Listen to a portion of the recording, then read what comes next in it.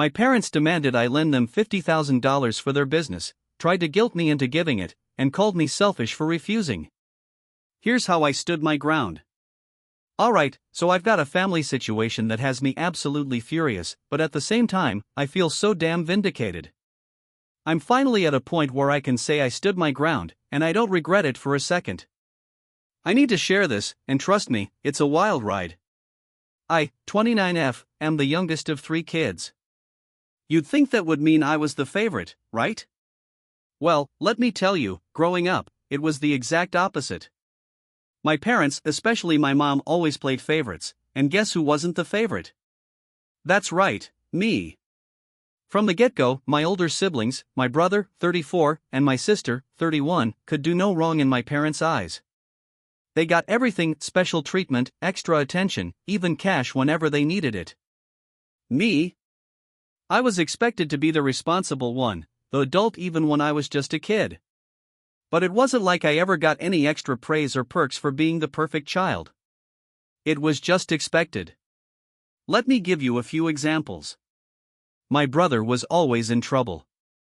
He got caught drinking at 16, failed a few classes in high school, and had a string of dead-end jobs in his 20s. But every time he messed up, my parents would swoop in and fix everything. They'd give him money, bail him out of situations, and even help him with rent when he couldn't hold down a job. Same with my sister, she went through a rough patch with an ex and bounced back with my parents footing the bill for therapy, a car, and basically a whole new life. Meanwhile, I did everything I could to avoid being a burden. I worked my ass off in school, took on part-time jobs, and always kept my nose clean. I stayed out of trouble, never asked for anything, and just did what I had to do. But it never felt like enough. It was like my success wasn't even noticed. Fast forward to when I finally started building my career. I got a job in marketing and began saving up for my own future. I wasn't rich, but I was responsible, and that mattered to me. I was finally making strides toward being financially independent and carving out a life for myself, away from my parents' toxic dynamic. But no. My parents couldn't let me have any peace. So, here's where it gets ugly. A couple of weeks ago, my mom calls. I think it's going to be another one of those checking-in calls, but nope. She immediately drops a bombshell. "Sweetheart, we need your help," she says, and the way she says it makes me feel like I'm already being pulled into some trap. What's going on? I ask, already dreading the answer. Well, she pauses, like it's so hard for her to even admit this. "Your father and I are in deep financial trouble. The business, the clothing store, it's failing. We've been struggling for a while now, and we need $50,000 to keep it going. Can you help us out?" $50,000? I freeze. My mind is racing, trying to process the absurdity of it. Wait, what?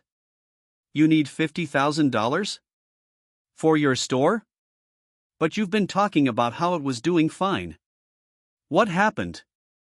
She goes quiet for a second, and then says in a defensive tone, "It's complicated. We didn't see how bad things were until it was too late. We've invested everything into this store, and now we're going to lose everything if we don't get this loan." Invested everything? My parents? The same parents who've been financially irresponsible my entire life? Now they want to ask me for $50,000? The nerve. Mom, you know I don't have that kind of money, right? I'm working hard to build my own future. I have bills, a savings plan, and I'm not about to risk everything I've worked for to save your business, I say, keeping my voice calm but firm. But of course, she doesn't let up. "You owe us, don't you see? We've always been there for you. We've sacrificed so much for you. How could you just leave us to fail?" At this point, I can't hold back my anger anymore. "Oh, don't even pull that 'we've always been there for you' card, Mom. I was the one who always kept my shit together while you and Dad kept bailing out my siblings every time they screwed up. You didn't sacrifice for me. You ignored me, and I've been taking care of myself for years." There's a long silence on the other end, and then she hits me with the ultimate guilt trip. "You're being selfish.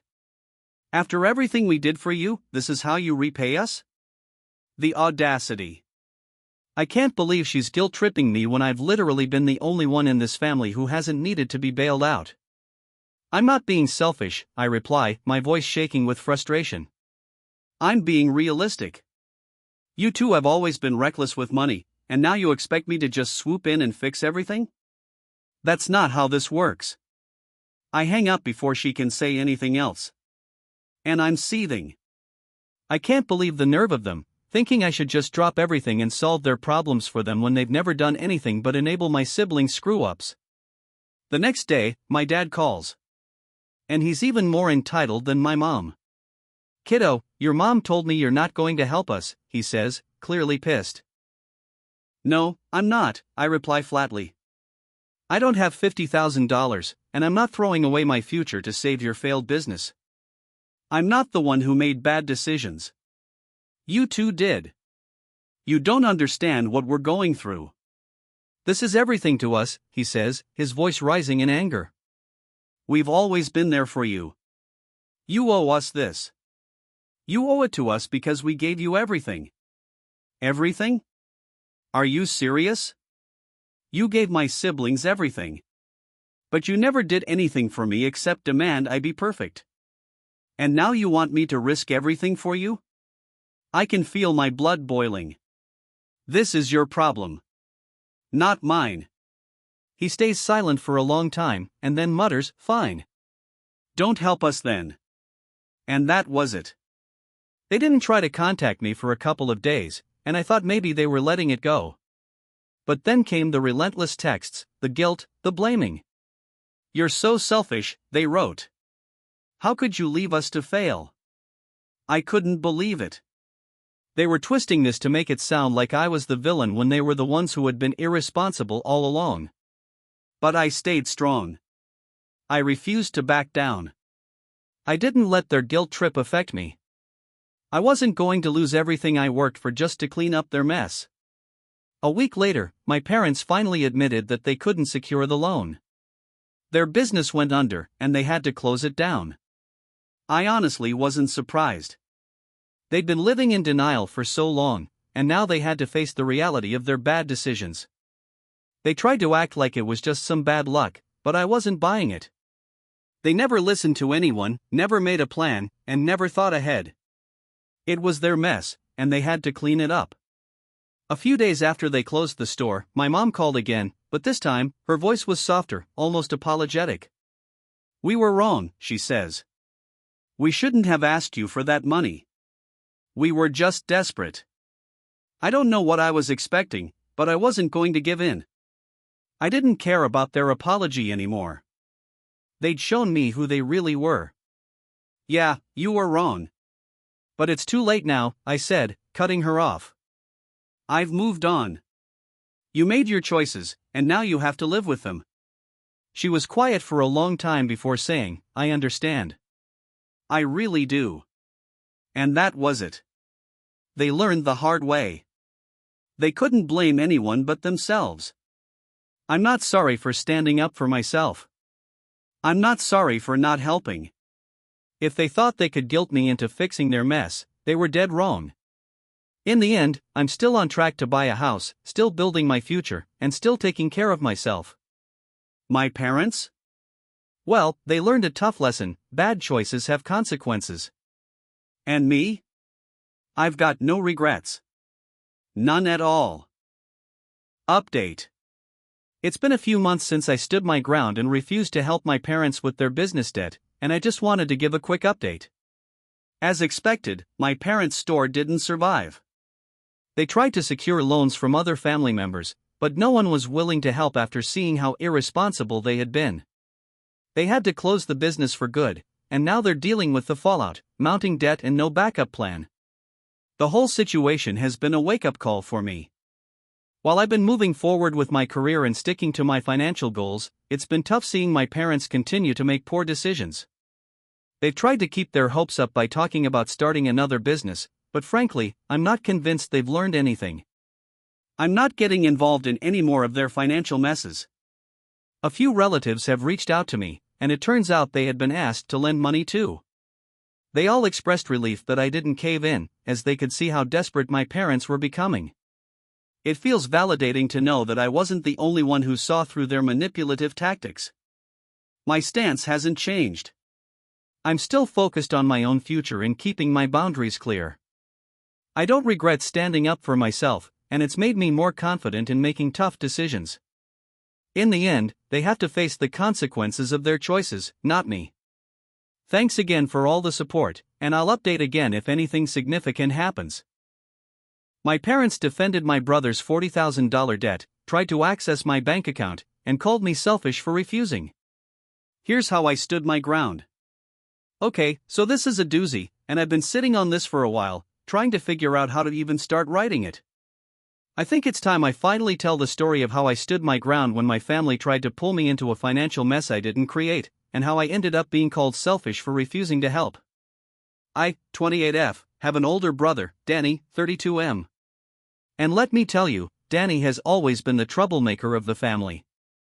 I'm the responsible one, never got into trouble, kept my finances in check, made sure to plan for my future.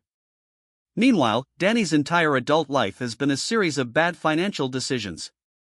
And somehow, every time, my parents bail him out. I love my brother, but his financial irresponsibility has caused a lot of stress in the family, and I've always had to be the bystander while my parents cleaned up his mess.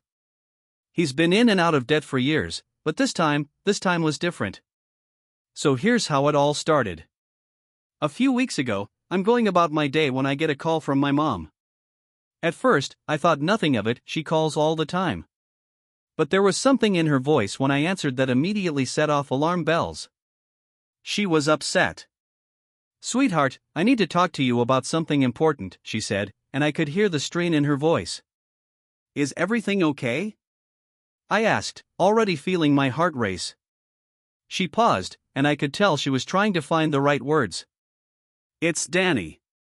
He's in trouble." Of course, he is, was the first thought that went through my mind. I didn't even need to ask what it was this time. My brother was always in some kind of financial trouble. But this time? It was bad. Okay, what happened? I asked, bracing myself. He's racked up a $40,000 debt, my mom explained.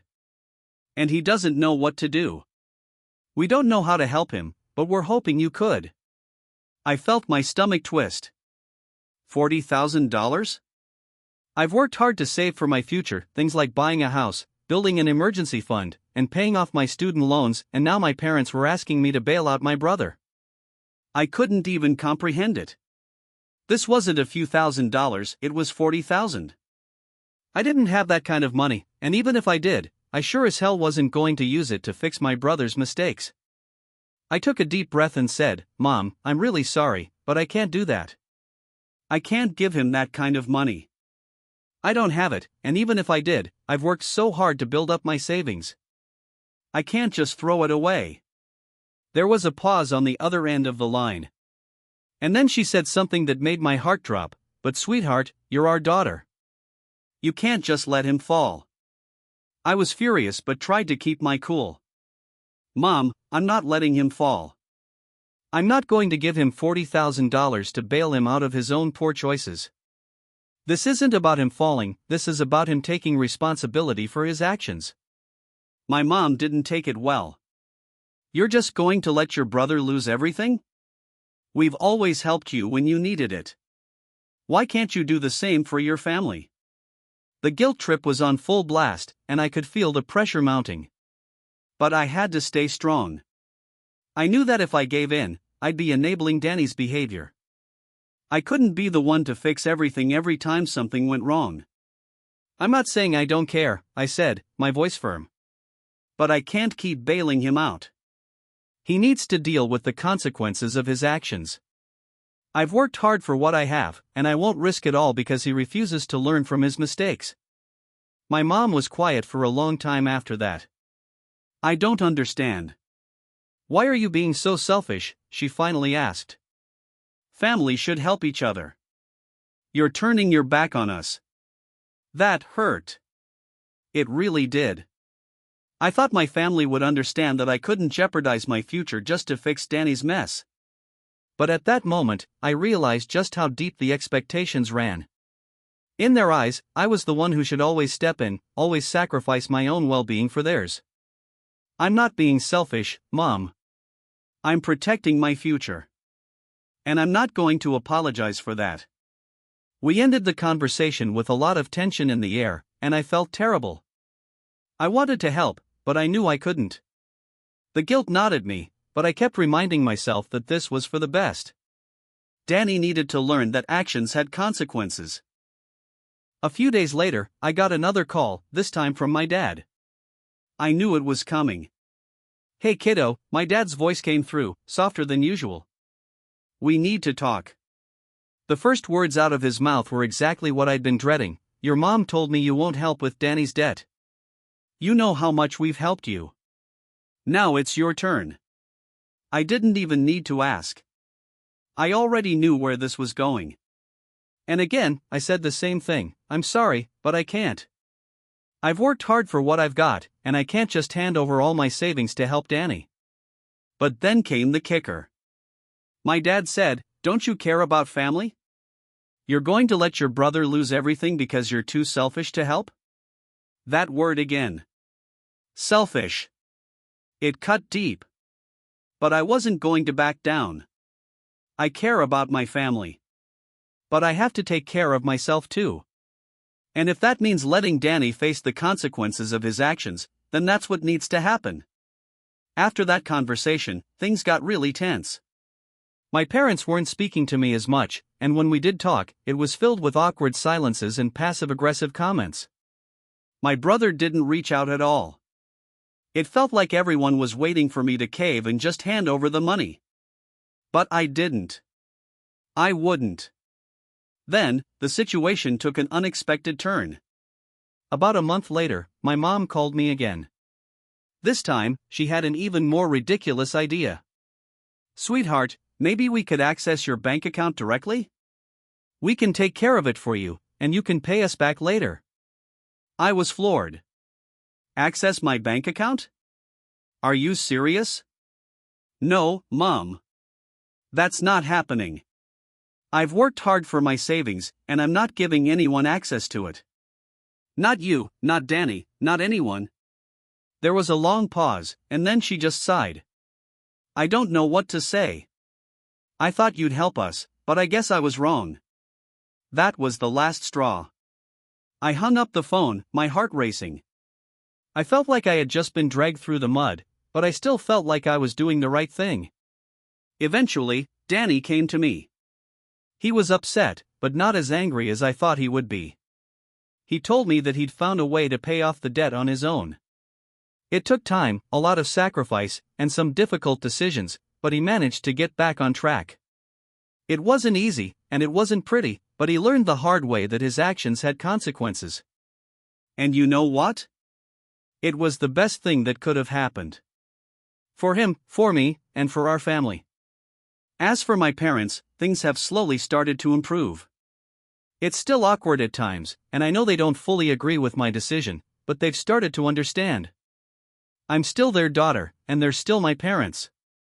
But I think they now know that I'm not going to be a backup for their mistakes or Danny's. In the end, I'm proud of the decision I made. It wasn't easy, and it wasn't fun, but I stood my ground. Sometimes, standing up for yourself means being called selfish. But I've realized that it's okay to put yourself first. I'm glad I did.